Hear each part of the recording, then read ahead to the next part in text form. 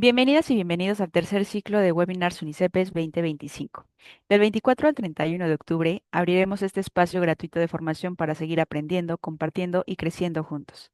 Nos alegra profundamente contar con su presencia en esta iniciativa que promueve la excelencia profesional y el desarrollo académico en áreas clave para el mundo actual.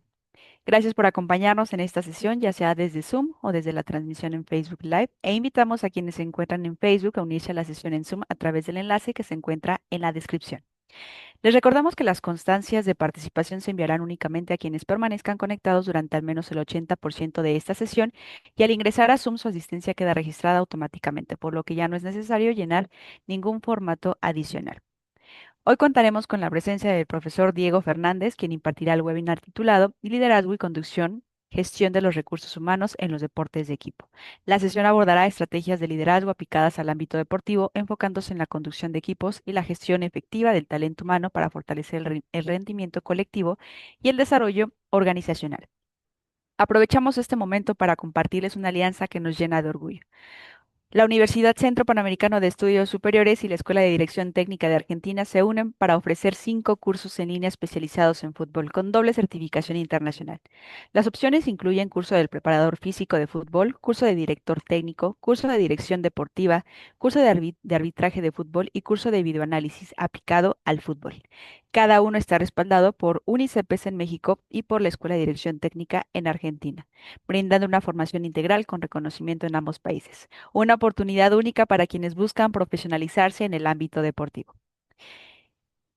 Asimismo, le damos la más cordial bienvenida al profesor Diego Fernández y le cedemos el espacio para que pueda dirigir unas palabras a quienes ya se encuentran conectados esta tarde. Adelante, profesor. Hola Mariana, buenas tardes para vos y para, bueno, todos los que están presentes y un agradecimiento muy grande por darme y darnos su tiempo, ¿no? Lo más valioso que tenemos los seres humanos. Agradecer también a la universidad y a la escuela donde soy docente de T por esta invitación a hacer la ponencia. Esta es una charla, un contenido que yo lo vengo exponiendo hace tiempo en diferentes universidades de Argentina y de Sudamérica y de Europa. E indudablemente, así como la vida, más allá del contenido, cada charla es distinta porque vamos cambiando, ¿no? Como decía Heráclito, nadie se baña dos veces en el mismo río. Así que cada charla, por más que el contenido a veces puede ser igual al anterior, indudablemente lo que yo voy desarrollando es lo que también voy eh, acopiando como experiencia día a día.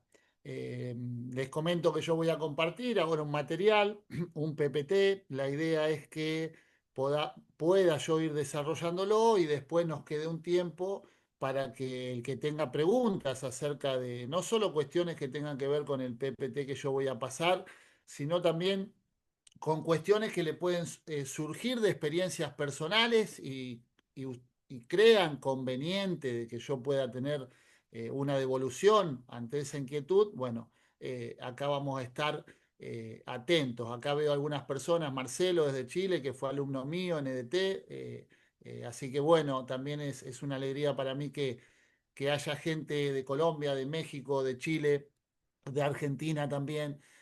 Así que bueno, cuando quieras, Mariana, para no perder tiempo, si querés empiezo a compartir. Me voy a permitir presentar al profesor Diego Sí. Fernández antes de iniciar con la presentación del día de hoy. Él es director técnico de fútbol profesional, licencia Pro Conmebol número 419. Diego Hernán Fernández es un destacado director técnico de fútbol profesional con más de 3 décadas de experiencia en el ámbito deportivo, combinando una sólida trayectoria como futbolista y entrenador. Como jugador profesional, forma parte de reconocidos clubes como Villa de Mitre de Bahía Blanca, Unión de Santa Fe, Patronato de Paraná, Juventud Atoniana de Salta, Alianza Atlético de Sullana, Olimpo de Bahía Blanca, Centro de Córdoba de Rosario, Atlanta, Clarinda y Santa Marina de Tandil.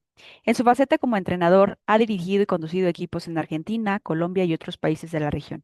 Entre Sarmiento de Junín, Patronato de Paraná, Centro Córdoba de Santiago del Estero, Deportiva Cúcuta, Gimnasa y Esgrima de Mendoza y Quilmes Atlético Club. Ha complementado su carrera con una sólida formación académica en prestigiadas universidades internacionales, incluyendo la Universidad de los Andes en Colombia, la Universidad de Navarra, España, la Universidad Nacional Autónoma de México, la Universidad Autónoma de Barcelona, la Universidad de San Diego en Estados Unidos, especializándose en liderazgo, coaching, gestión de equipos, pensamiento sistemático, big data y neuroaprendizaje. Autor de los libros El intelecto y 10 más en 2021, donde fusionan su experiencia empírica con un enfoque científico sobre el desarrollo metodológico del deportista de élite. Y el método Wilson en 2024, una obra que explora la consonancia empática en los deportes del equipo. Su trabajo se centra en la formación integral del ser humano a través del deporte, promoviendo el liderazgo consciente, la inteligencia emocional y el rendimiento sostenible en contextos de alta exigencia. Sin más preámbulo, damos inicio a la conferencia del día de hoy, Liderazgo y Conducción, Gestión de los Recursos Humanos en los Deportes de Equipo, con el profesor Diego Fernández. Adelante, profesor. Muchas gracias, Mariana. Siempre que me presentan, perdón, y se hace tan larga la presentación, más temor me agarra porque, bueno, es tan extensa que uno tiene que estar a la altura de todo eso que vos has dicho. Así que espero estar a la altura de todo eso. Bueno, voy a compartir. eh, Cualquier cosa, bueno, vos Mariana te quedás por ahí, si no se llega a escuchar o algo y me lo comentás porque hay varios videos también.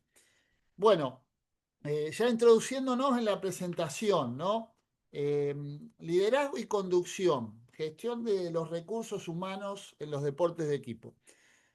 Siempre escuchamos cuando hablamos de esto hablar del líder, ¿no?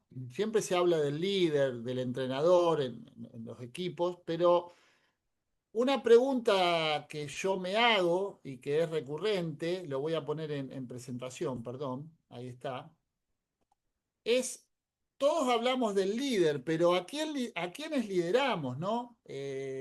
Bueno, lo primero que se me viene a la cabeza es que nosotros como entrenadores o como personas al frente de un grupo, lo primero que tenemos que entender es que estamos frente a seres humanos, ¿eh? Estamos frente a seres humanos. Eh, ¿Esto qué hace? Bueno, esto hace obviamente condicionarnos y mucho, ¿eh? Y mucho. Las relaciones humanas son bastante complejas, ¿no? Entonces, nosotros no podemos pretender ser líderes o ser conductores de un grupo si no partimos de eso, de que tenemos enfrente seres humanos con sus complejidades, ¿no? Eh,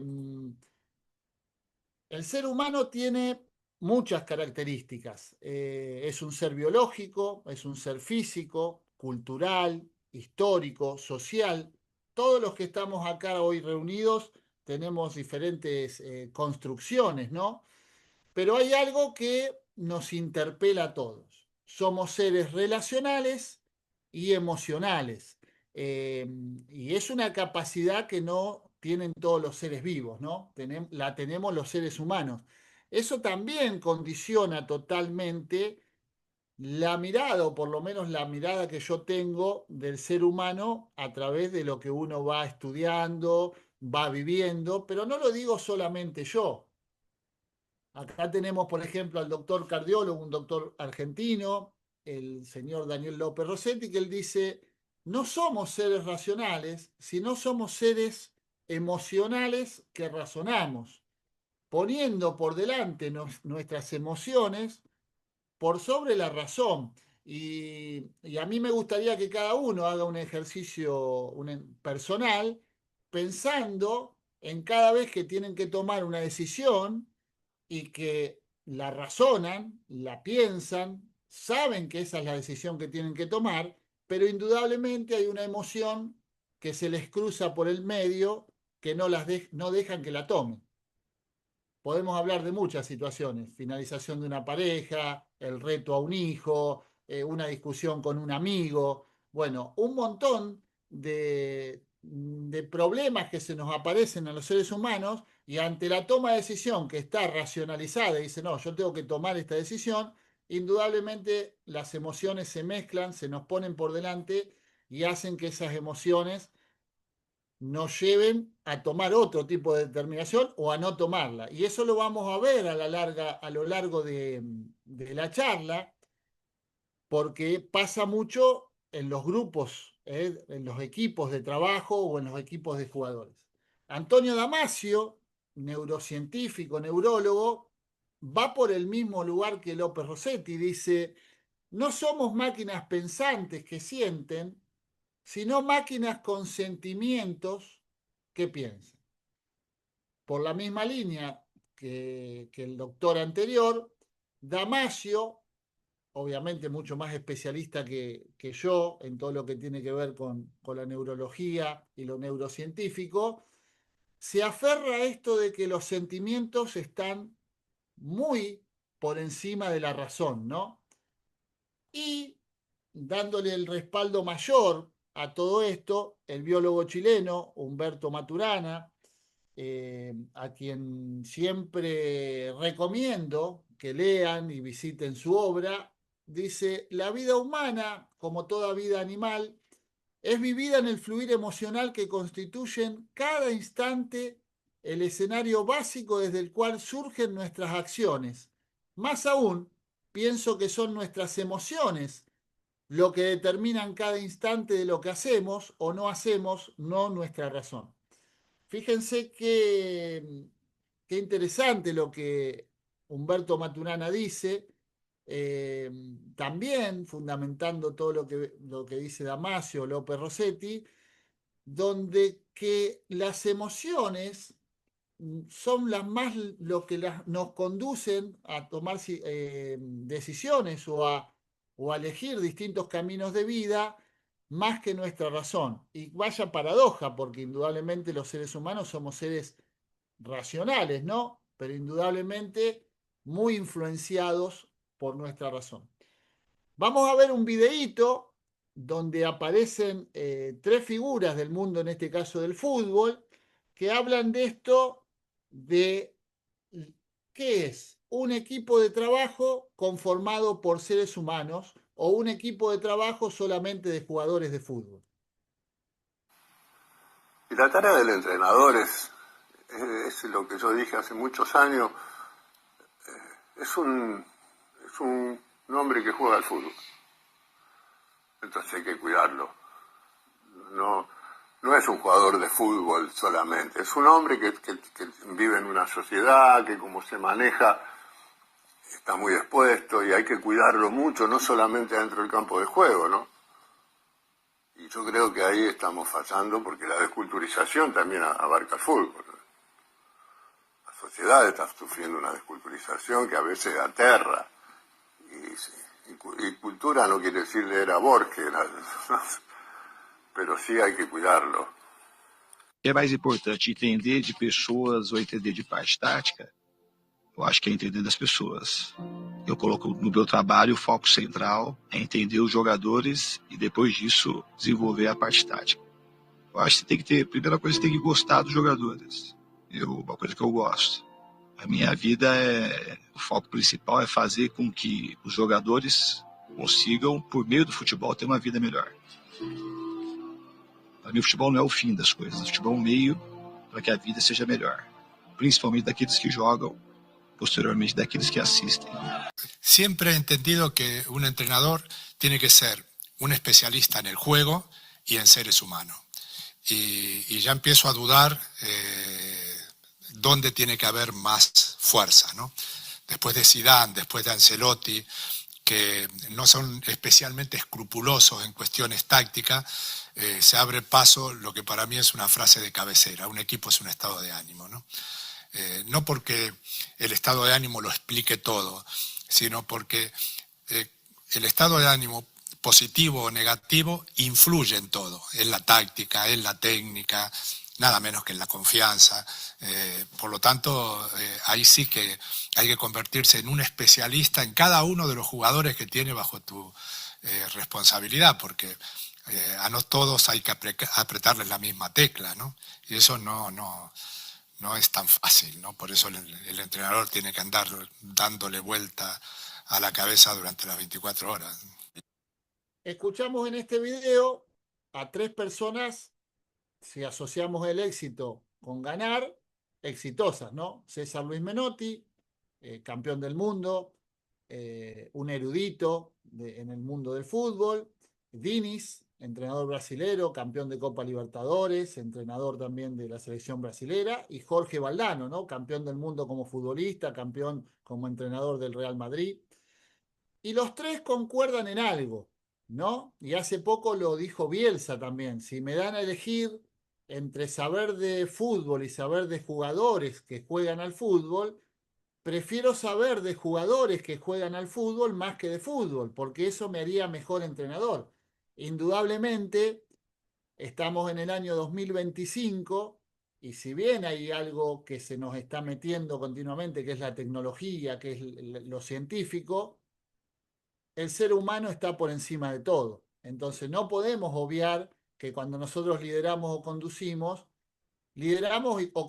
personas, ¿no? Uno a veces dice o escucha periodismo o un hincha, dice, ¿cómo hizo mal esa jugada? ¿Por qué pateó la pelota así? ¿Por qué hizo esto? ¿Por qué hizo lo otro? Sencillamente porque es un ser humano con sus defectos, con sus virtudes y con la problemática que tenemos todos los seres humanos. Solamente que yo en este caso soy docente y director técnico, hay otro ser humano que es futbolista, hay otro que es doctor, hay otro que es empresario, bueno, pero no dejan de ser seres humanos.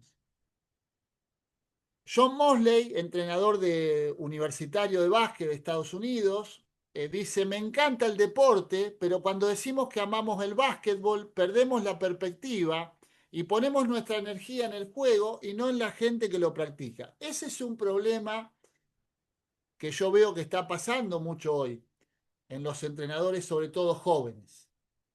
Nos aferramos mucho al conocimiento táctico y estratégico, que está bien tenerlo, pero nos olvidamos que tenemos adelante seres humanos. Entonces muchas veces hablamos de sistemas tácticos, de metodologías de entrenamiento, de que ponemos las fichitas, esa que ven, si alguien que está acá viendo seguramente le gusta el fútbol y se interioriza, ven las fichitas en los programas televisivos y bueno, yo a este lo pongo acá, al otro lo pongo acá, a este que se mueva por acá. Bueno, esas son fichitas nada más. Después esa fichita es un ser humano que no podemos llevar de las narices para un lado y para otro, ¿no? Entonces nunca hay que perder de vista eso. Escuchemos esto que me resultó muy interesante, por eso está en la charla, de la serie Merlí, de un profesor de filosofía, y escuchemos esto que dice un alumno, ¿no? Mirarse la mano. Yo a veces lo hago. Sí, me miro la mano, sí. Y pienso, ¿por qué es así? ¿Cómo puede ser que haya millones de manos en el mundo con el mismo aspecto y que a la vez sea única?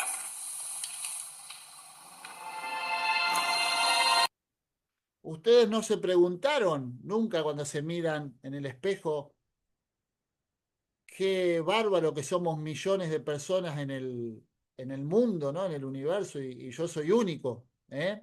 Es lo que pasa en esta analogía de la mano, ¿no? Vemos la mano y que pareciera que todas las manos son iguales, y indudablemente no son todas las manos iguales, y lo mismo pasa con los jugadores o personas que tenemos a cargo. Yo digo jugadores por ahí, pero esto trasládenlo también a equipos de trabajo en cualquier ámbito, ¿no? No solo en lo deportivo. Eh, esa heterogeneidad que tenemos los seres humanos en cualquier ámbito está un poquito acá desarrollada en este cuadro sinóptico, ¿no? Acá yo veo que hay varios alumnos míos que tuve de alumno y bueno, ya lo han visto, pero es la persona en el centro.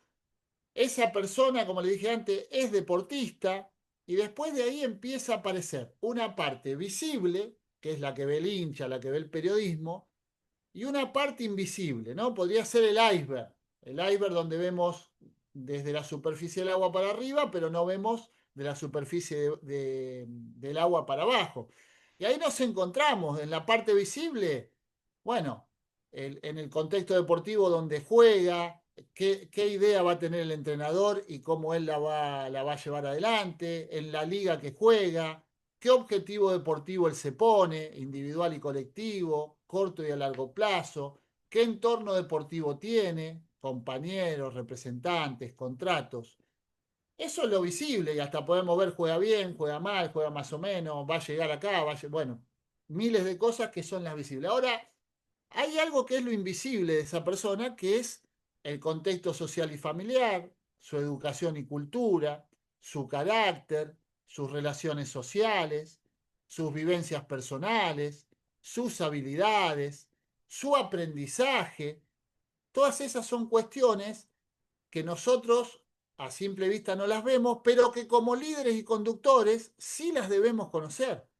Nosotros debemos conocer el ámbito familiar que tiene el chico o el adolescente o el adulto que tenemos a cargo. ¿Por qué? Porque no sabemos cómo es su constitución familiar, si está en pareja, si es soltero, si vive con los padres, si vive solo, qué carácter tiene, cómo es su personalidad, escucha, se deja ayudar, cómo es su contexto de amigos, qué hobbies tiene, qué hace en su tiempo libre. ¿Qué vivencias personales tiene en su vida privada, deportiva, por ejemplo, una lesión? Bueno, las habilidades cognitivas e intelectuales y el aprendizaje fundamental. ¿Qué lo motiva? ¿Qué pasión tiene? ¿Qué desea aprender? ¿Qué necesita aprender? ¿Cómo le gusta aprender? Que es fundamental que nosotros lo sepamos para poder acompañarlo en el aprendizaje. Entonces, este cuadro sinóptico es muy importante que nosotros lo hagamos en cada lugar que nos toque trabajar, no importa que sea deportivo el ámbito o que sea un ámbito laboral distinto, ¿no? Esta pirámide, que no es mía, es de Pet Marie, un profe español, que él habla del ser humano y hace 4 estadios, ¿no? Una base con lo que el ser humano puede aprender, o sea, el carácter, el entorno y la historia que tiene la persona, cómo quiere aprender, o sea, la implicación y el compromiso. Yo puedo ser una persona que puedo aprender, tengo toda la capacidad de poder aprender, pero si no me involucro, si no le pongo voluntad, es muy difícil que lo haga, por más que tenga el mejor profesor, ¿no? Confucio decía que un buen alumno no necesita profesor, ¿no? Por su voluntad de querer aprender y estar continuamente inquieto. Saber aprender, tener un método propio, ensayo y error en busca del acierto, dedicación, concentración, el estilo de vida que lo lleva, la disciplina podríamos aportar. Y por último, demostrar lo aprendido. Una vez que nosotros hacemos todo, por ahí puede ser lo que estoy haciendo yo ahora, que he tenido todo ese largo camino y hoy estoy adelante de ustedes demostrando lo poco, ¿no? Porque considero que nadie sabe todo, lo poco que he aprendido a lo largo de esta vida. Y hay algo que es, en el aprendizaje, es algo fundamental y es la humildad, ¿no? No hay una persona que sepa todo, pero tampoco hay una persona que no sepa nada. En realidad, Sócrates decía, solo sé que no sé nada, en forma literal, porque él decía que todos somos ignorantes, ¿no? No podemos saber todo. Entonces, tener humildad, inteligencia, disciplina y tratar de demostrar lo que uno lleva aprendido, ¿no? Y ser humilde y decir, me falta mucho por aprender. Bueno, vayamos ya al grupo humano. Estamos frente a un grupo humano, tenemos un grupo humano adelante, ¿eh? Y nos encontramos con esto, ¿no? Dice, mirá, el profe puso los pitufos, y en realidad los pitufos es un gran ejemplo de lo que nos encontramos en un grupo humano que tenemos acá. ¿Por qué? En la aldea de los pitufos estaba el pitufo gruñón, el pitufo filósofo, el pitufo intelectual, el pitufo bromista. Bueno, cada pitufo, el estudioso, tenía su particularidad. Bueno, lo mismo pasa en un grupo, y se los digo por experiencia. En el grupo tenés el que se levanta a la mañana y no quiere que le digas ni buen día, tenés el que se levanta y habla hasta por los codos y todos lo están mirando, mirá, este a las 7 de la mañana, plena pretemporada, hacelo callar. Tenés el que se la pasa haciendo broma, el que esconde las cosas, te saca una media, te esconde una zapatilla. Tenés al serio, al que es serio, que siempre habla cosas serias. Tenés al que se toma todo en broma. Tenés a ese que es medio vago, vago decimos en la Argentina al que no le gusta hacer las cosas. Bueno, tenemos infinidad de personalidades, pero ¿qué pasa? Y les digo algo también en base a la experiencia, no los vamos a cambiar. Lo que tenemos que hacer es que todas esas personalidades toquen la misma música, que vayan hacia el mismo lugar del que buscamos, con pensamientos diferentes y con caracteres diferentes, porque si pensaran todos iguales no estarían pensando, y está bueno que haya un debate y un ida y vuelta, pero todos hacia un lugar. Entonces ese es uno de los grandes desafíos que tenemos nosotros como líderes, ¿eh?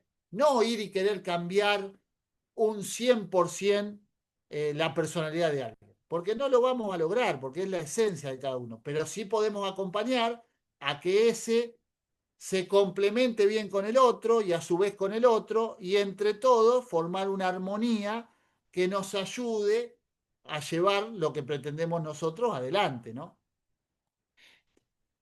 Escuchemos esta es la selección de la década, de la época dorada del básquet argentino, la selección que ganó el oro olímpico, y escuchen lo que dicen ellos. Nos llevábamos bien, nos gustaba jugar juntos, o sea, hubo onda.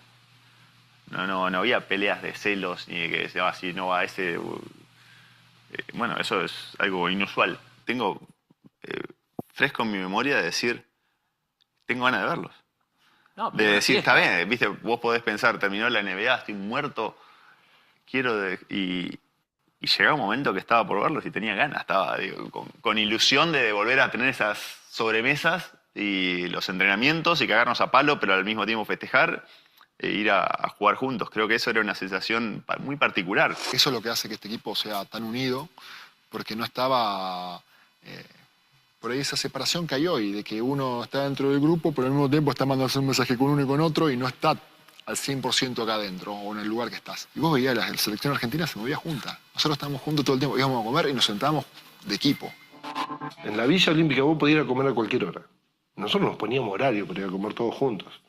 Y terminábamos de comer y decíamos, bueno, vamos a hacer un café. Y nos quedábamos ahí charlando, hacíamos sobremesa de 1 hora, venían otros deportistas, nos veían siempre juntos.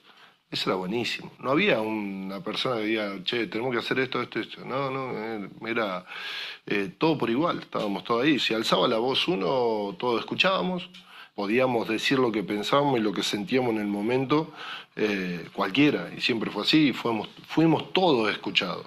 Para mí el líder era el equipo. El líder en sí era el grupo. Y teníamos un timonel, diríamos, que era Rubén. Ahí sí, cuando hablaba Rubén no hablaba nadie.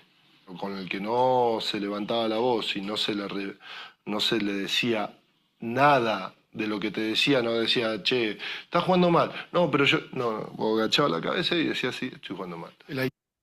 Bueno, excelente. Este equipo fue muy glorioso, fue muy glorioso. Y fíjense qué interesantes, ¿no? El líder era el equipo. El líder era el equipo. Hoy, en momentos que se habla el equipo de Pep Guardiola, el equipo de Arteta, el equipo de Gallardo acá en Argentina, bueno, eso no hace ruido, porque en realidad lo que uno tiene que lograr es esto, que haya una consonancia empática entre todos los que conforman el equipo y que hagan esto, que de ellos solos salga, che, vamos todos juntos a comer, vamos, hacemos esto todos juntos.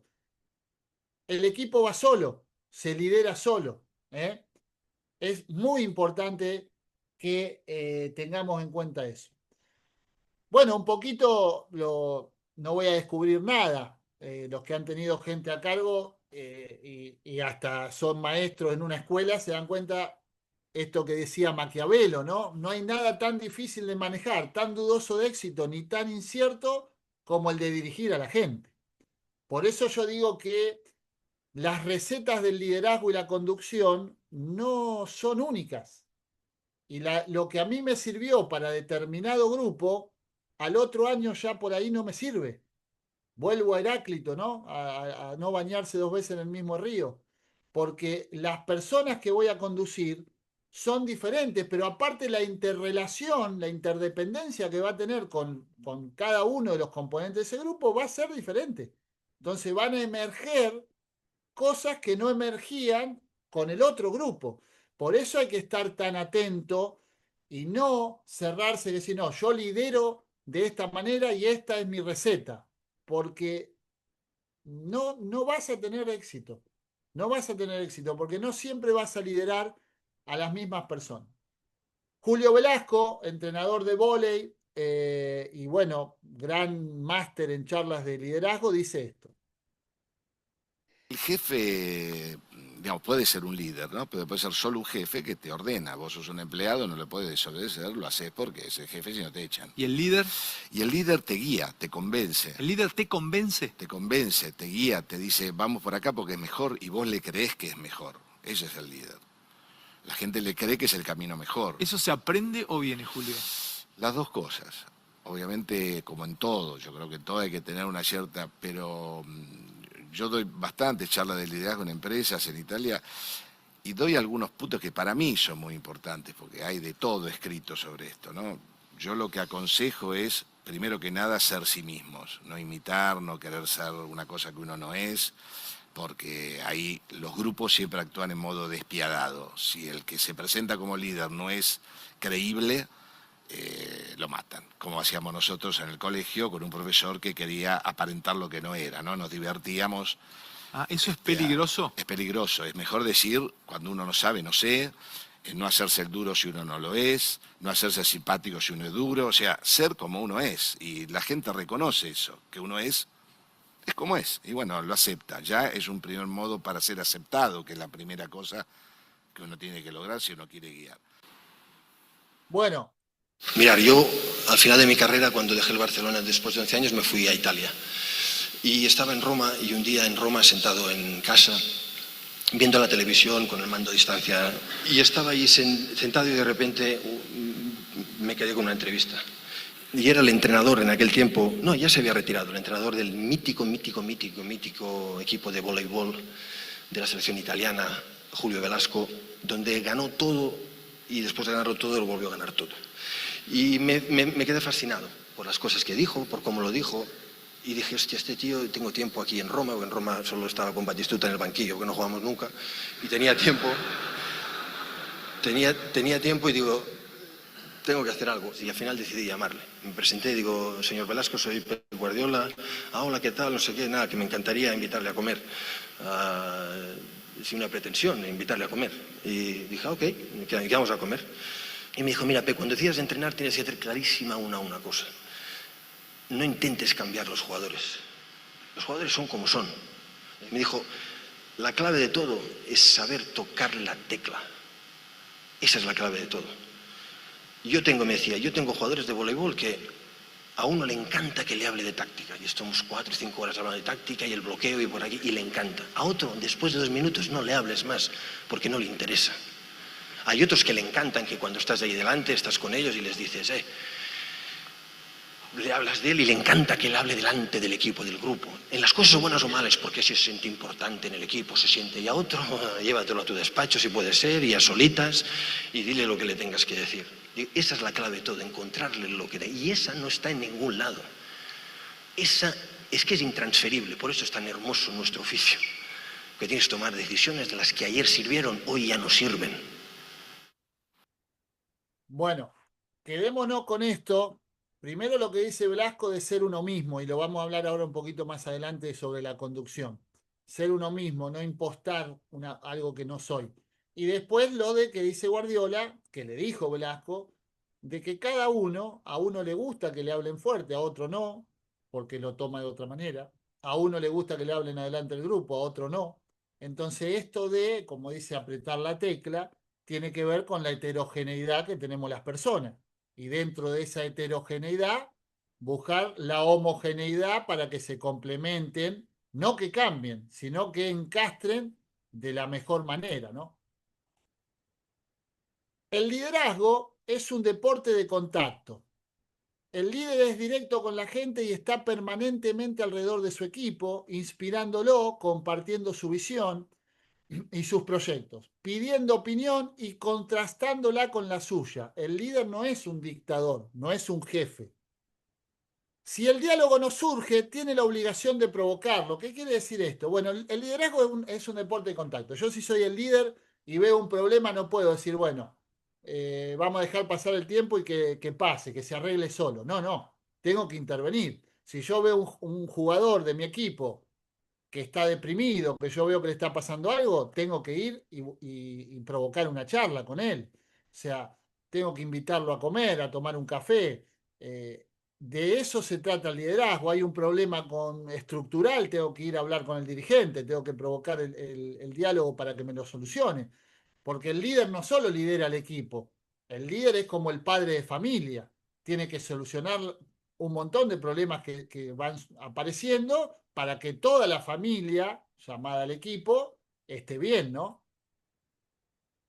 Apoyar la innovación y aceptación de riesgos, no quedarnos en la zona de confort. Estimular el aprendizaje, es lo que yo hago con los alumnos, estar continuamente diciéndole que nunca es mucho lo que hay que aprender, siempre hay que seguir aprendiendo. Para exigir hay que dar el ejemplo. Yo no puedo decirle a mis alumnos, hay que seguir aprendiendo y darle a mis nuevos alumnos la misma clase que di hace 5 años atrás. No, no estaría siendo coherente con lo que digo. Proporcionar retroalimentación continua a los jugadores y grupos de trabajo, continuamente. Yo no soy el dueño de la verdad y yo no soy el que se las sabe todas, entonces tengo que estar continuamente hablando y buscando la opinión y el parecer, por más que después la decisión final la tome yo. Compartir información sobre el trabajo es un problema que a veces pasa cuando se mete el ego delante. Ah, no, yo soy el que sé esto y a vos no te lo digo. No, porque este me va a copiar o porque este me lo va a cambiar. Promover la flexibilidad y el trabajo en equipo, eso agranda mi equipo de trabajo. Si yo tengo un asistente, darle mucho más responsabilidades, hacerlo sentir importante, porque eso es lo que va a hacer que él se sienta reconocido. Entonces eso también es importante en nosotros como líderes. Llegamos a una parte importante, que es el autoliderazgo, ¿no? Si un capitán no se encuentra bien preparado, su barco no llegará a buen puerto. Si nosotros no estamos bien con nosotros mismos, si nosotros no tenemos solucionados nuestros problemas y no tenemos una autogestión emocional, es imposible que podamos liderar. Yo no puedo pararme frente a un grupo cuando yo mismo, ante el primer problema, empiezo a gritar, tiro el pizarrón, pateo una botella. Entonces es muy importante que nosotros estemos preparados de esa manera. Yo lo digo así, el confucianismo lo dice así. Uno que no sepa gobernarse a sí mismo, ¿cómo sabrá gobernar a los demás, no? Entonces no podemos liderar sin autoliderarnos. Esto, miren, para que vean que pregono con el ejemplo. Esto pasó el fin de semana. Esto pasó el fin de semana. Veámoslo. Bueno, Vinicius que está encendido. No le gustó nada el cambio, ¿no? Pero hay que decir también que a diferencia de lo que pasaba con Ancelotti, Vinicius ha salido en gran parte de la temporada y está ido al banco de arranque con Xabi Alonso. Recién ahora se ganó la titularidad Vinicius, a fuerza de su rendimiento, por supuesto, pero es cierto, no lo era. Y esta es otra de las situaciones que determinó Xabi Alonso. Definitivamente para Xabi Alonso, Rodrigo juega por la izquierda. Por la izquierda. Pero entra otro futbolista de partidos importantes como Rodrigo. Igual ya es demasiado el ademán de Vinicius, ¿no? Se va directo al vestuario. Bueno, esto pasó el fin de semana. Sale Valverde, ídolo del Real Madrid, y sale lo más bien. Sale Vinicius exponiendo al entrenador y haciendo ademanes. Bueno, y eso hay que gestionarlo. O sea, el entrenador, el líder, ahí no, porque ahí tiene que seguir dirigiendo el partido. Pero seguramente en la cabeza del líder ya está pensando, ¿y ahora qué hago en la semana? ¿Qué hago con esto? Entonces, fíjense, por eso muchas veces cuando de afuera se dice, no, bueno, yo hubiera tomado esta decisión, yo hubiera hecho esto, y yo le pongo una multa, y yo lo suspendo. Bueno, No es tan fácil, porque obviamente es Vinicius, pero fíjense, lo quise poner, justo pasó el fin de semana y lo agregué, porque es algo que muestra de cuerpo entero el trabajo del líder, ¿no? Y toda la problemática que eso conlleva en la gestión del equipo. Después apareció Vinicius, se ve que alguien lo fue a buscar al vestuario y volvió al banco. Pero un ejemplo de lo que sucede. Fíjense, Vicente del Bosque dice, creo que un entrenador fuera de sí no se encuentra en la situación más idónea para tomar una decisión correcta. Por otra parte, considero que en el banquillo hay que mantener intacta toda la energía para concentrarse y no distraerse, porque solo así es posible tomar la medida más adecuada en unos segundos. Ustedes imagínense que Xabi Alonso no hubiera tenido esa autogestión emocional y sale derecho cuando lo ve a Vinicius hacer esos ademanes a encararlo. Y a decirle, vos por qué gritás, por qué haces esto. Imagínense lo que sucedería.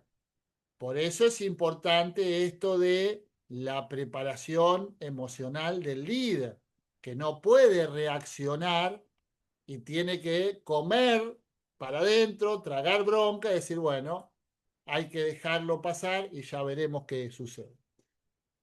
Liderar y conducir no son sinónimos, por eso el director técnico debe tener la capacidad para ejercer las dos acciones según las circunstancias. A veces hay que liderar con el ejemplo y a veces hay que conducir. ¿Y qué quiere decir conducir? Y tomar decisiones que no gustan. Por eso el liderazgo a veces es democrático, a veces no, a veces más cercano, a veces más alejado.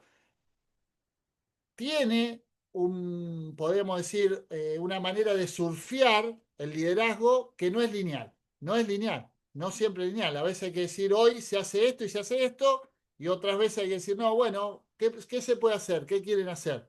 Todo depende del contexto que nos va presentando el día a día. Y acá entramos a esto también de la conducción. La conducción es única e inimitable porque está ligada a nuestra esencia, construcción personal y no a nuestro conocimiento solamente. ¿Qué quiere decir esto? Yo me leo, ustedes hacen esta charla conmigo, siguen leyendo libros de coaching, libros de liderazgo, el liderazgo Guardiola, bueno, el liderazgo de todos los que ustedes quieran. Pero sin embargo, ninguno de nosotros va a poder liderar como otra persona que no seamos nosotros. A nosotros nos puede gustar la manera de liderar o conducir de determinada persona, pero no vamos a poder ser igual, porque tenemos nuestra construcción, nuestro carácter, nuestro temperamento, y está bien que así sea, porque ni yo voy a poder conducir como Guardiola, ni Guardiola va a poder conducir como yo. Y todos tendrán sus cosas buenas y sus cosas malas, y eso también es bueno que lo tengamos en cuenta. Por eso digo que en la conducción y el liderazgo, los sabios, en este caso, bueno, Cachito Vigil, entrenador de hockey, Julio Velasco, Phil Jackson, Guardiola, nos deben inspirar, pero no limitar. ¿Qué quiere decir eso? Yo me tengo que inspirar. A mí me gusta Phil Jackson, un entrenador disruptivo, con una metodología espectacular. Entonces yo a través de eso que me gusta, saco lo mío, pongo mi impronta, no me limito a decir yo hago lo que hace Phil Jackson o yo hago lo que hace Julio Velasco.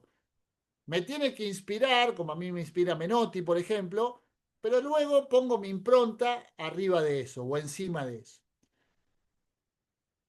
¿Cuántos tipos de liderazgo existen? Bueno, para mí existen, si hay un entrenador, el que esté acá presente, un liderazgo. Si hay 2 entrenadores, 2 liderazgos, 4 entrenadores, 4 liderazgos, 8 liderazgos, y así podemos estar todo el día, por el que yo digo que cada liderazgo es único e inimitable. No existen 2 liderazgos iguales a lo largo de la historia de la humanidad. Cualquier líder que nosotros busquemos, uno no es igual al otro.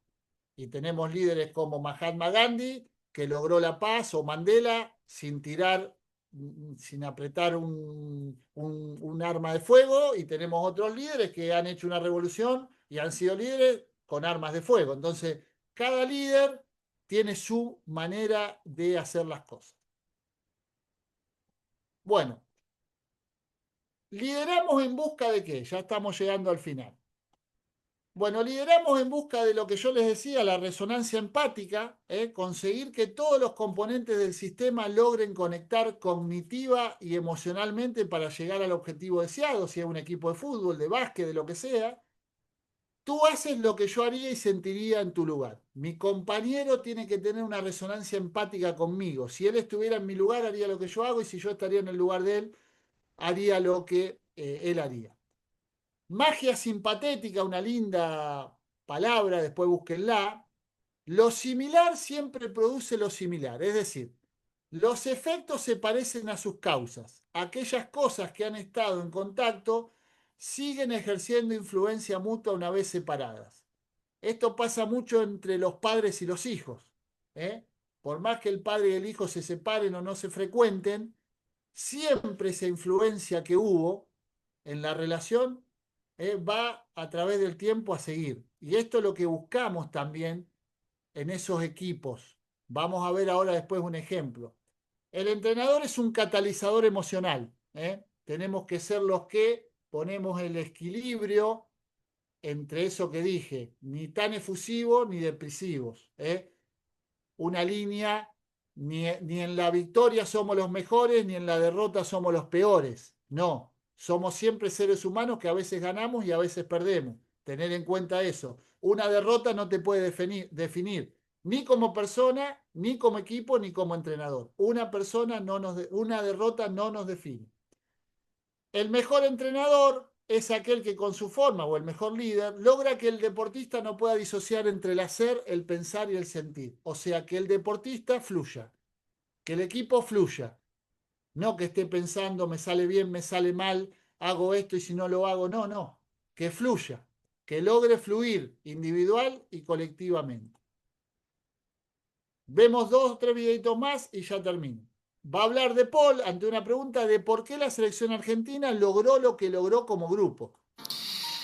¿Qué son internos? ¿Son humanos? ¿Qué son? Yo creo que lo mejor que hizo Scaloni fue el grupo. Y entonces nosotros empezamos a sentir una seguridad dentro que la fuimos transmitiendo hacia afuera, ¿no? Era como que al principio, no que no nos apoyaban ni nada, pero el técnico era nuevo, nosotros éramos muchos chicos que por ahí la gente no conocía tanto. Entonces fue como, bueno, primero hagámonos fuerte acá adentro, sintamos esa seguridad, porque al final lo que uno siente lo transmite, esto de vos transmitís lo que te está pasando, ¿viste? Sí. Entonces, esa seguridad que nosotros fuimos teniendo adentro, conformada por el grupo, ahí creo que se empezó a gestar todo lo que vino después. ¿Cómo lo laburan a eso?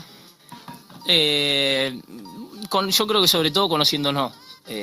A veces vos estás en una concentración y eso y no hablás tanto, o sea, hablás de las cosas que van pasando en el día a día. Bueno, en cualquier trabajo, digo, cuando te empezás a interiorizar sobre el otro, sentís una empatía creo que mucho más grande y bueno, empezó a pasar esto, ¿no? Que yo hablo con vos, te conozco más a fondo, entonces empatizo con lo que te pasa, con lo que vivís, empezamos como a tener un objetivo en común y no sé, hay algo en el subconsciente también que me hace, como generé un vínculo con vos, me hace dar un poquito más, supongo, claro, que por ahí, y eso se fue generando entre diferentes jugadores y cada vez éramos más y claro, en un momento era como que todos conocemos la vida, claro, toda la vida del otro, ya pasás a ser amigo y bueno, eso fue creo que lo que empezó. Bueno, ahí habla de Paul, dando el ejemplo de esto que hablaba yo recién antes, la resonancia empática y la magia simpatética, ¿no? Conocernos, ser empáticos, ver los problemas del otro, los defectos, las virtudes, y eso hace que el grupo sea mucho mejor. ¿Qué pasa cuando esa simbiosis es entre los jugadores y el director técnico? Pasan cosas como esta.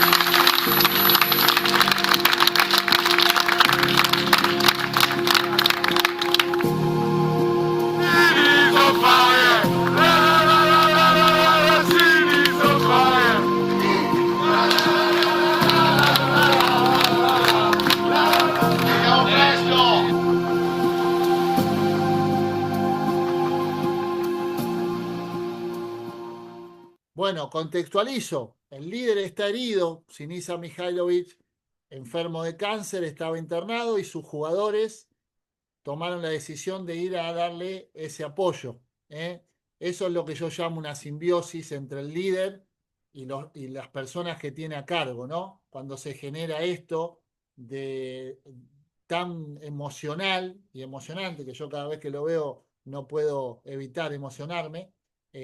Así que bueno, y para el Ana, que te vi que apareciste, la magia es simpatética. México 86, ese grupo sale campeón del mundo, pasan años, años y años, se defendieron en la cancha, son como familiares, empieza a pasar el tiempo, empiezan a fallecer compañeros y esos mismos que se defendían en la cancha, hoy acompañan a sus compañeros que empiezan a irse. Perdón.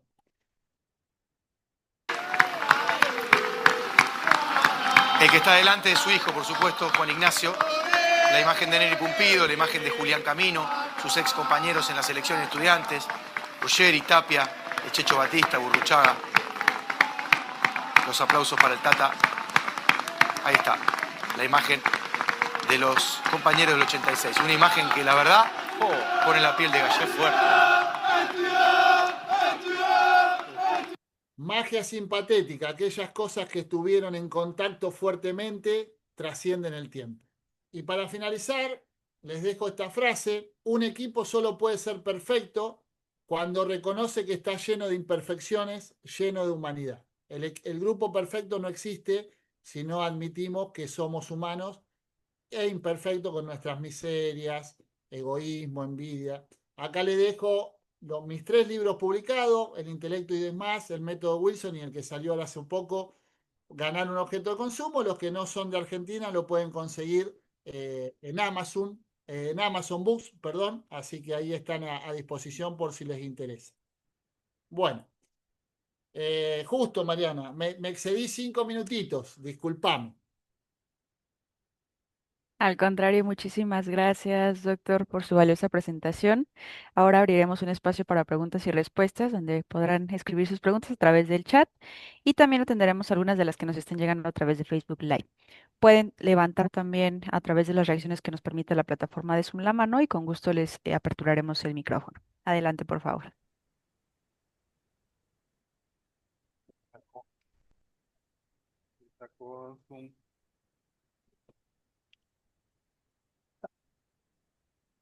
Ahí Giovanni está con con la mano levantada.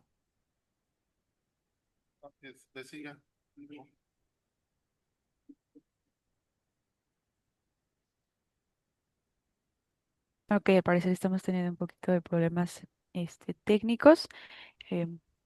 Podemos cederle el espacio a Giovanni Loruso para que pueda hacer su pregunta.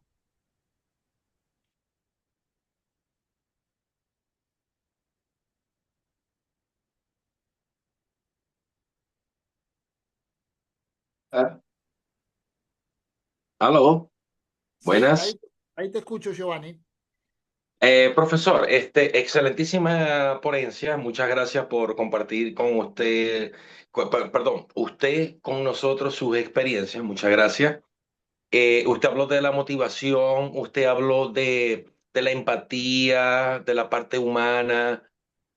¿Cómo resumiría? Le voy a dar un ejemplo. Cuando yo estaba en el equipo de fútbol en el colegio, había una sola palabra que hace bastante tiempo ya, ¿no?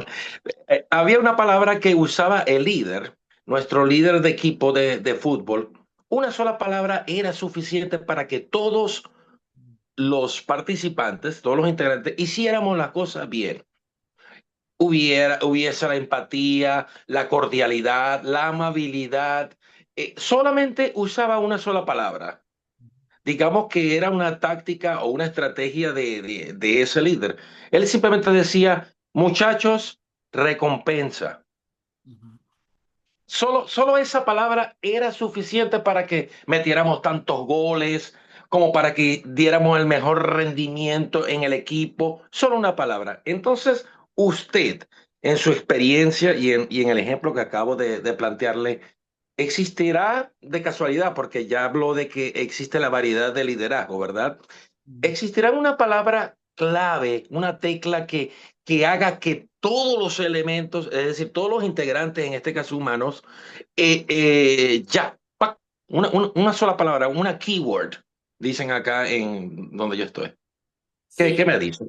excelente, Giovanni, excelente lo que exponés. Sí, es muy difícil abarcar todo en una palabra. Si vos me decís cuál elegiría, yo elegiría la palabra compromiso. O sea, esa sería mi palabra. ¿Por qué? Porque la palabra compromiso involucra el compromiso con uno mismo y el compromiso con el grupo. ¿Eh? Esa sería mi palabra. Eh, yo generalmente lo primero que hago cuando inicio con un equipo es hacer una presentación que se llama un pacto de caballeros, donde ponemos en claro todo lo que uno quiere y firmamos ahí de palabra un pacto de caballeros. ¿Qué quiere decir eso? Que una vez que uno se compromete a todo, cuando digo comprometernos, a respetar al compañero, a entrenar, a dar todo lo que uno tiene. No, y miren que no digo, porque si compran mi último libro, ganar, no hablo de ganar, hablo de competir y de dar todo lo que uno tiene. El ganar es multifactorial y es una circunstancia, pero sí lo que de nosotros depende es comprometernos a dar todo, comprometernos a dar todo en el entrenamiento, comprometernos a dar todo en la competencia, comprometernos a dar todo dentro y fuera de la cancha, en el entrenamiento invisible, comprometernos como personas, o sea, comprometernos y respetar también el juego. Yo soy respeto mucho el juego en su esencia. A mí no me gustan esas palabras de ganar como sea, ganar es lo más importante. A mí me parece que primero hay que respetar el juego, porque en mi caso, que soy entrenador de fútbol, no fue el fútbol lo que inventó el juego, fue el juego lo que inventó el fútbol. Entonces nosotros lo primero que tenemos que hacer es jugar, ¿no? Acá pregunta, perdón, María Elena Zavala pregunta, ¿qué consejos le daría a alguien que quiere ser directivo? Lo primero que te diría, Elena, sería que primero te rodees de personas a tu altura o que tengan tal vez hasta mayor capacidad que vos, ¿no? Porque eso te va a ayudar a potenciarte. Después que escuches, porque a veces, muchas veces desde el ámbito directivo o empresarial, no escuchamos a los que por ahí tienen otro recorrido en algunos lugares. Entonces es importante, por más que la decisión final la tome uno, pero acordate lo que hablamos del liderazgo, hay que escuchar, hay que escuchar. Y si entras en un lugar donde por ahí no sos expertise, con más razón, ¿no? Muchas gracias, profesor. Bueno, también hay algunas otras preguntas que nos hacen de llegar de forma privada. Una de ellas tiene que ver, ¿cuándo es más complejo? Por naturaleza es complejo gestionar un equipo, pero ¿cuándo se vuelve más complejo? Cuando los resultados se dan positivamente, no sé, como al Chicago de Phil Jackson o al Barcelona de Guardiola, o cuando los resultados no se dan y las derrotas llegan. ¿En qué momento, cuál de esos momentos es más difícil esta gestión? Mirá, en los dos momentos, en el momento de victoria y en el momento de derrota, es difícil gestionar. Y lo voy a fundamentar. ¿Por qué? En el momento de derrota es difícil gestionar porque obviamente empiezan a aparecer las miserias humanas y es culpa de aquel que hace menos y es culpa del otro y a mí no me sale por esto. Hay frustración, hay angustia, ¿no? Eso en el momento de las derrotas. Y en el momento de las victorias también es difícil gestionar porque aparece el ego. Bueno, ya con esto que yo hice, yo soy el mejor de todo, entonces entreno un poco menos. Bueno, ya con lo que hicimos, aparece la procrastinación o la zona de confort, ya nos alcanza. Entonces, tanto en un extremo como en el otro, tenemos que estar muy atentos. Y te diría más, en el momento de victoria es cuando más atento hay que estar, porque después de la victoria lo que puede venir es la derrota. Cuando vos estás en la derrota, vos motivás, motivás, motivás y sabés que en algún momento vas a ganar. Pero cuando vos estás ganando, ganando, ganando, vos sabés que lo que viene es la derrota. Por eso es tan difícil y es tan admirado cuando los equipos ganan, ganan, ganan y siguen ganando y tienen hambre de seguir ganando, ¿no? Muchas gracias, profesor. Ahora damos la palabra a Alan Rodrigo, quien está levantando la mano a través de la plataforma. Adelante.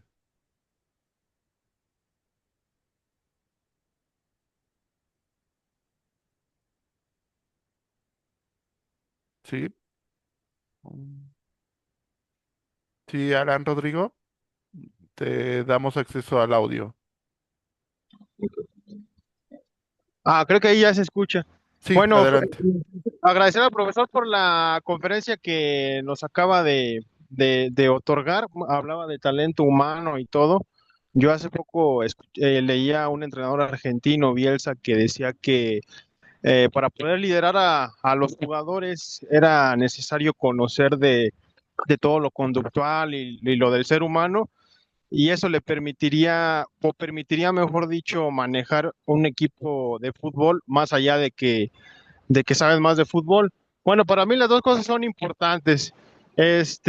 Pero el punto sería preguntarle al profesor Diego si en su experiencia como director técnico alguna vez ha tenido una situación pues, de encontrarse, sabemos que a veces los vestidores nos encontramos a jugadores con mucho ego o mucho, o máximas figuras, puede ser James Rodríguez, Pablo Dybala o por citar algunos más. Preguntarle al profesor cómo hacer eso en un vestidor cuando te encuentras mucho talento y mucho ego dentro de un vestidor, cómo liderar y cómo sacar el máximo provecho de todos, porque también Bielsa en una de sus frases dice que cuando uno como entrenador resalta mucho el trabajo o individual o las individualidades, pues el trabajo se viene abajo. Entonces ahí entra lo de un buen líder, ¿no? Un buen entrenador. Esa sería mi pregunta para el profesor Diego. Gracias. Bien, Alan, bien, bien, interesante pregunta. Sí, lo vimos recién en Vinicius, en el video de Vinicius. Eh, Mirá, claro que lo he vivido, claro que lo he vivido. Y hasta me ha pasado como jugador también. Lo que tenemos que tener en cuenta los entrenadores y los líderes es que el jugador muchas veces está en un estado de enojo, ¿no? Está en un estado de enojo. ¿Eso qué quiere decir? Que ese estado de enojo lo hace realizar algunas acciones o gestos que no quieren decir que él sea mala persona, ¿no? Entonces tenemos que separar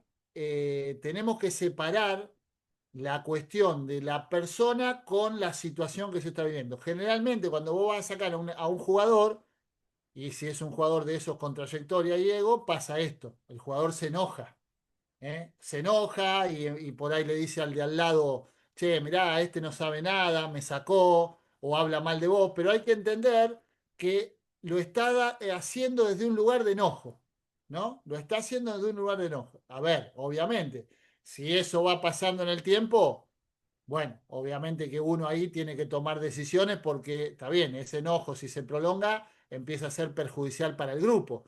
Pero es muy importante que uno entienda que los egos existen, forman parte de todos, ¿eh? De todos, porque también a veces los entrenadores tenemos nuestro ego y cometemos errores en base al ego y nos enojamos con algún jugador y lo sacamos y cometemos un error. Entonces es importante, Alan, que sepamos separar los momentos y ser claro con el mensaje que damos. Si uno es claro con el mensaje que da, no hay problema, porque no tenés dobles discursos. Entonces, ser claro con el mensaje. Muchas gracias, profesor, por atender esta pregunta. Bueno, tenemos otro comentario, además de los agradecimientos y felicitaciones por esta ponencia. Nos dice Marcelo Fernández, profesor, desde el liderazgo, ¿cuál sería el porcentaje de ego que debe de tener un equipo en la cancha? Esencialmente esa es la pregunta, además lo felicita por la ponencia. Sí, Marce, bueno, claro, el individualismo tiene mala publicidad, ¿no? Pero no es malo, o sea, hay que tener un ego, porque tampoco podemos ser alguien que entramos a la cancha todo así, chiquitito, y que el rival nos pase por encima. Lo que hay que sí, tener una individualidad y un ego que no esté por encima de los egos de los demás. ¿Eh? Que todo ese egocentrismo y ese individualismo pueda complementarse con los otros individualismos y formar un equipo. Pero sí es importante tener, porque todos tenemos que tener un ego para hacer cualquier cosa en la vida. Y es importante, pero sí tenerlo bien claro y tenerlo manejado. Esto de que nunca el ego puede estar por encima o nunca lo individual puede estar por encima de lo colectivo. Cada uno tiene que entender cuál es la parte que cumple y cuál es el rol que cumple en el equipo. Y eso es muy importante. A veces cuando nosotros vemos los grandes equipos, vemos recién lo nombraron, los Bulls de Jordan, pero bueno, no era Jordan solo. En Brasil del 70 no era Pelé solo. Una vez le preguntaron a Rivellini, ustedes eran Pelé más 10. Y Rivellini dijo, no, nosotros éramos 10 más Pelé. O sea, siempre es un equipo. Entonces hay que tener bien claro el rol que tiene cada uno. Siempre el todo es más que la suma de las partes. Por eso hay que tener un porcentaje de ego, sí, pero el porcentaje justo, ¿no? Muchas gracias. Otra pregunta que tenemos acá en la parte mensajes privados. ¿Qué tanto se ha avanzado en el fútbol, sobre todo profesional, en la inclusión de psicólogos o especialistas de psicología deportiva en justamente la gestión de los equipos? ¿Cómo Mucho, ve usted ese panorama? mucho, mucho. No sé quién hace la pregunta, pero es importante. Se ha evolucionado mucho. Yo soy de una época que cuando jugaba no teníamos psicólogo. Y obviamente éramos de esa época que si te dolía algo no podías decir nada, pues mirá, este está asustado, dice que le duele algo. Hoy el psicólogo es un refuerzo, el psicólogo deportivo, el coaching, son refuerzos muy importantes en un equipo de trabajo, porque hoy aparte el futbolista, el ser humano, el deportista en general, está expuesto a un montón de presiones, redes sociales, bueno, el periodismo, críticas, por ahí ese exitismo desmedido, donde ganó un partido y es el mejor y al otro partido perdió, le salió algo malo y es el peor. Entonces, este acompañamiento psicológico es fundamental. Y ni hablar en etapas formativas, ¿no? Ni hablar en etapas infanto-juveniles, donde hoy cada vez más es importantísimo que los chicos tengan un acompañamiento en su formación. Muchas gracias, profesor. Bueno, pues al parecer ya no tenemos preguntas en ninguna de las vías. Entonces, bueno, pues yo regreso los micrófonos a la maestra Mariana para dar continuidad a esta actividad. Gracias.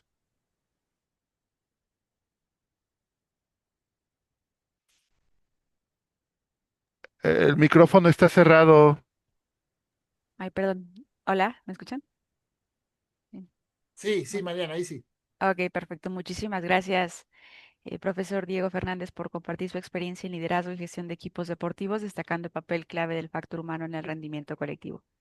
Queremos cederle nuevamente la palabra para que nos pueda compartir una reflexión final sobre el tema del día de hoy.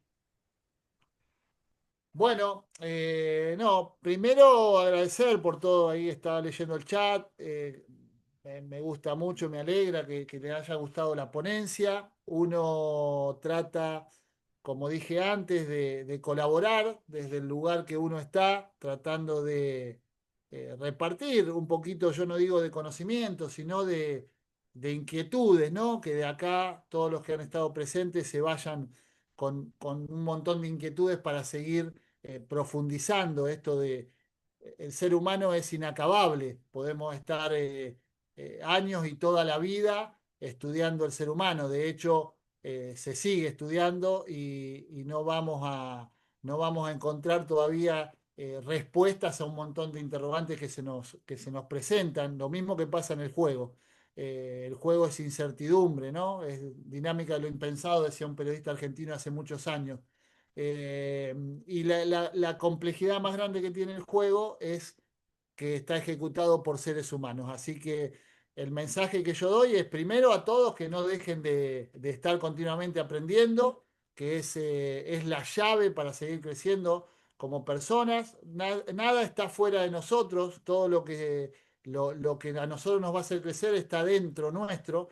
Y poder conocernos cada vez mejor a nosotros nos va a hacer mejores personas, aceptarnos como somos, aceptar también como somos, y bueno, y dejar el mensaje. Ahí dejé mis redes sociales, mi Instagram, a disposición para las consultas que tengan, y si alguna vez tienen alguno de mis libros y también tienen alguna consulta, muy, muy agradecido de que se conecten conmigo, Mariana, y un placer haberte conocido y haber interactuado con ustedes.